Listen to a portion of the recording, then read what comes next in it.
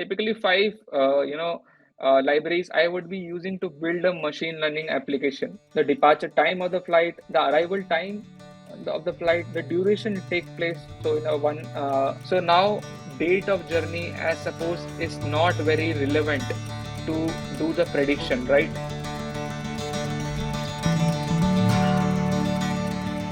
Okay. As I talked about, like we'll be going through this flight price prediction problem. We'll go through all the steps that we discussed, right, in the slider, and we'll.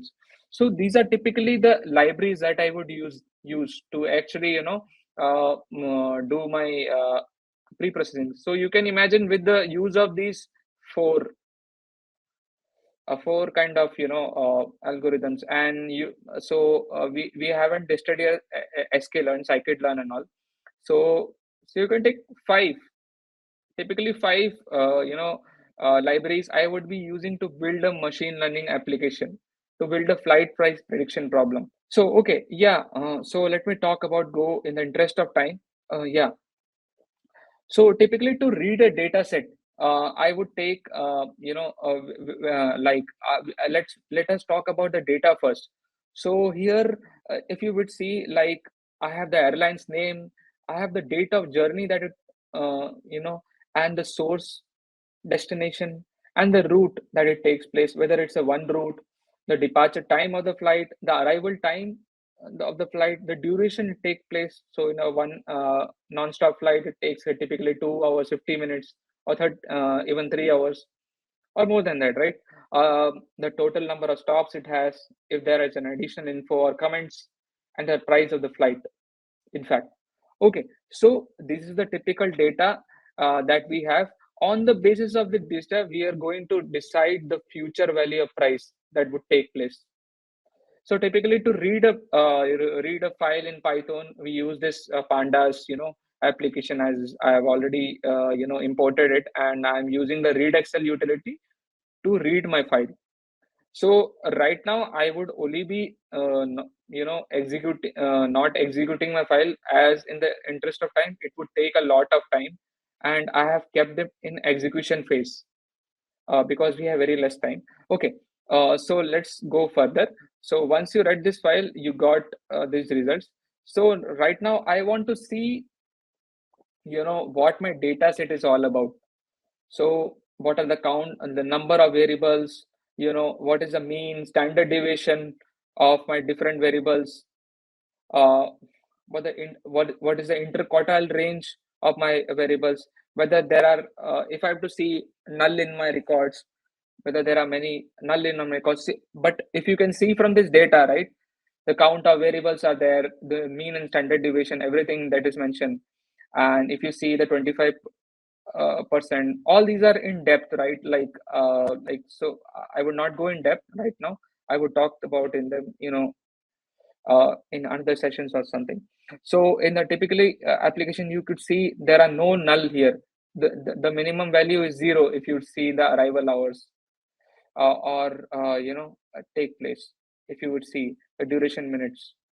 So typically you would see, if I have to find out whether my data set has any null records or not, you can typically execute this step, is null, and see the sum of the variables. So what this is giving is, for each and every column that is there, right, we have to see if null value is there. We talked about data cleaning as a method. So if there are any null records in my data set, or whether my data set has some uh, illegal values or something, so I have to clean the data set, right? Then only I could actually move further. So if you people have worked on a typical Excel application also, uh, what is there, right?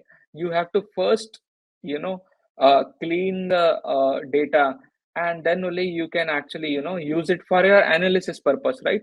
So this is how, like in Python, you can use, so what we are using it. So next, after cleaning the data, so these are typically, after cleaning the data, I need to check, I need to explore my data. So I need to see, in this data set, I need to see which airline is very highly priced, right? So I can use Seaborn or kind of Matplotlib or anything to visualize my data. So visualization of the data will give you more clearer picture what your data is, instead of running kind of these kind of methods that we use. So typically, you can interpret your data set very well. So if you can see, the Jet Airways business class is more on the higher side, the price is on the higher side. So this here we are seeing the relation between the airline and the price. So same, like if you see, you can do a lot of other things like exploring between the source. The source is like you can see source and the price relationship. Here you can see the price, the origination from Bangalore flights are more compared to Delhi, and then comes Kolkata and Mumbai and then Chennai. uh, so these methods could be used to visualize the data. In terms of this, on the basis of your business knowledge, you can use these applications or you can use these kind of methods to create more visualization. Here I am giving you a very small picture, but you can make very much good use of it. Okay, so next, after doing all this, we discuss about a transformation step, right? Data transformation that we could take place, like building more features or building some relevant features which will help in creating more accurate prediction. So in typical this flight, like we do not have the journey days. So how many days it took, like or months it takes, right? To in the travel of the journey, all those things. So you can see here, right? Like basically, like I have built these kind of variables, journey days. So like here I've used the lambda function to in Python to basically see and build a new feature, that is day. Sorry, I will not be talking those in depth, in this all these things in depth. So next comes the journey month. So I want to build a new feature, journey month. So which month this like travel is taking place. So I can use the existing data and then basically build the variable. Okay. So this is how I can build. So now date of journey, as suppose, is not very relevant to do the prediction, right? uh, so if you typically understand, so I would typically drop those kind of variables. So these are not important, so I would drop. So next I would see like if any kind of more variables are there which are either null or they do not have any values in it, so I can drop such kind of variables. So typically I am seeing here the number of columns, the number of data types, what kind of data types I have. So if you see all these in a normal Python and all, you can see every thing is an object in the Python, right? So if you see the columns here, which are all categories, basically these are all categorical variables, but they are identified as object. They're all object, right? Categories are also a kind of object, right? So all these are object. The price is an integer here, and this is also an object only, but this is of integer types, and day and month. So you can use pandas to see, explore your data, everything. Okay. So next comes the, I want to extract the departure time. So out of the time variable that we created, right? Departure time, we need to extract the departure hour. So when is the actually the flight arriving? So if you see here, the departure time variable is in this format. Basically, this is not very important to make the prediction or calculation. So if you see in a your computer always understands a binary or assembly language, right? So typically to build an algorithm or anything, it would consume everything not in a categorical form, but requires it to be in a numerical form. So that is the reason we are converting this, time variable, all those things into more numerical form, so that it makes sense to the computer, so that it could optimize its calculations. Okay. So similarly, we would do with departure minimum time that would take place. So we calculate the what time it actually started, right? So like this, we can keep on creating features which we seem to be important, which are important to the business, right? Next, we see the arrival time. So what kind of flights arrived at a particular time? So if you see at 1900 hours, so these many flights are arriving, like 423 flights are arriving. So these are kind of analysis that we can do. So these are not necessary to do, but we can take the help of pandas to do a lot of exploratory analysis. Okay. So I'm just showing you how you can use technology, or how you can make prediction, or these kind of use to simplify your methods, and why predictive analytics is actually needed. Why it's actually needed, whether we can go or not. Okay. So next thing is like typically the arrival hours, that we need to calculate the arrival time and arrival minutes from the variable arrival time and arrival, as I already said, right? So it's all in this form. So this would not make sense. So we need to actually you know make it into numerical form. So I we have actually transformed the data arrival hours. So write this as this is not important. So we delete the data. So we delete the data, and then basically, uh, uh, like use it for further prediction. Okay. So let's go ahead. Okay. So now, typically, if you would see, I want to calculate the duration of the flight, duration of hours, which is the ultimate goal, right? So I write this simple loop to actually, calculate my duration hours. This is nothing but I am calculating, uh, how much duration my flight took, and how much minutes it took extra. So all these things are getting calculated here, where you can see in my data set, in the first row, even you can see, right? I did not have this variable. I did not have the duration hours. I did not have the minutes. But instead I had all these variable duration 2 or 50 minutes. But typically my computer cannot interpret it.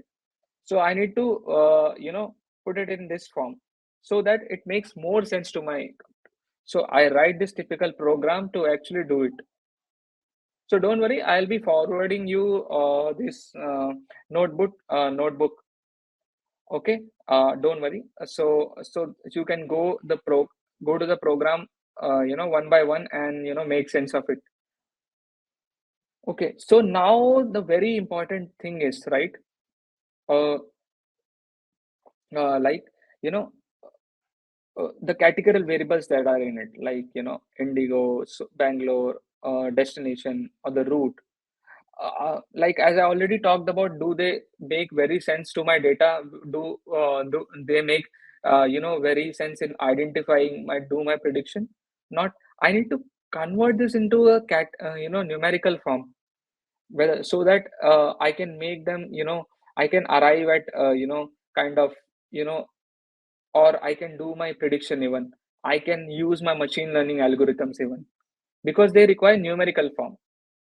So as you see, like I'm checking, airline types. So if you see, a lot of categories are there. So Jet Airways, Indigo, Air India, all of those are there, right? So what is the typical thing that I can use? So can I use, see, can I use more of,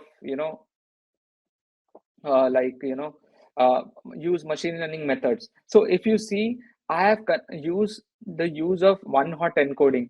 One hot encoding is nothing but to binarize my, you know, uh, categories. So if you see in a typical, like let's say for airline industry, right? What I'm doing is, like, there are many categories. So there is Jet Airways, there is Indigo, Air India. Now I need to convert it into a binary. So wherever there is Indigo, uh, I'll be using one. Wherever there is, the other variable like Jet Airways, I'll be use one. Or whether wherever it is not present, I'll be using zero. So let me show you what I am even talking about. So here, if you see the airline individual, which was present in the first column, right? Which was present in the I, you know, Indigo was there, right? So I use the one there, and the other columns are zero there, right? A similar thing for Air India. Air India was present in the second row, right? See, Air India was present in the second row. I placed one there. So why I did this? There are other forms of encoding methods I could use. Encoding nothing but means to encode the variable into a numerical form so that I can use it to perform, or do a there are a lot of other methods you can do, a lot of other encoding methods you can do. Here I've used because they are of a category which are nominal, right? So you can use nominal variables. One hot encoding works better here. So that is the reason we took it. So typically, you can do it for other columns as well, like source and all, where they are also of a categorical types. So I am transforming it here. Okay. So let me see if anyone has any questions. No one has questions. Okay. Okay, yeah, let's now deal with destination. The similar thing would could be done with the destination column as well. You can use pandas.getDummies, where you would uh, do the same performance, do the same thing, right? So if your data categorical variable are all in actually, uh, mm, a kind of a rank or system, like they are in ranking categories. So like first, second, third, and fourth.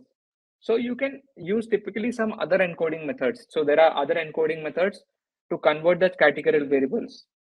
So this all will come with practice. Once you practice these things, you will get to know these methods that you can use many programmatical methods to do the same, right? You can even use that. So now you saw, like, right? Oh, sorry. Okay. So what I'm using, so a lot of variables are there, like non-stop, stops, two stops are there, three stops are there. These are not actually useful to my model. So and I need to actually, make a, uh, kind of a numeric, which will help my, so to understand that they are different. So non-stop I have given as zero, one stop I have given as one, two stops I have given as two. So if you see the stops here, so this is how, like, actually my variable becomes meaningful. So next, after doing all these, what I will do finally, I will combine all these variables. So df I replaced, right? And then airline variable I have made here, right? uh, then I have made my destination variable also. So all these things need to be combined into my new data set for prediction. After I have done this, basically, I need to do the same to my test data set as well. So what I will do the same, read my test data set, and then see any null values are there. See, if any null values there, I'll replace them or remove them. I'll perform the same steps that I did. So creating the new variables like journey year, departure hour, departure time, all these things. Similar thing I would do. So you can go through all these things and check. So finally, the data set test data type is also of the same type. The purpose of using test dataset is to check, you know, my already trained variable, whether they are right or wrong. So after doing all these things, I need to check finally whether the set of features that I've transformed even, are they even useful to actually, go about my prediction, whether can they be used to predict my variable or not very well. Okay. So typically these feature selection uh, uh, methods could be used. So typically, see, I'm seeing all the columns that are there now in my variables. Now as I use the get dummies function, I got all these columns, right? Like if you see, all the columns here are transformed. So next I need to decide like which is my target variable. Now here I have to find the price, right? So that is why I use this, I need to divide first. What is my x? X will all be my contributing variables, and y will be my target variable here. So next I need to check how strong are my variable related to price. So I can use visualization tools, as I already talked about. Matplotlib and these tools could be used to find out the correlation between the price, also in between them. So if you see the variables, right, if you see this graph, so the more greener it is, right, the more stronger it is. Okay. So if you see, typically in total stops, it is light green. In some of the airways, like jet airways, it is correlating to the price. I have used price as my a target variable. So more stronger, so when there are multiple variables and you need to analyze, how strongly they are related, so heat map could be used to actually, judge the same.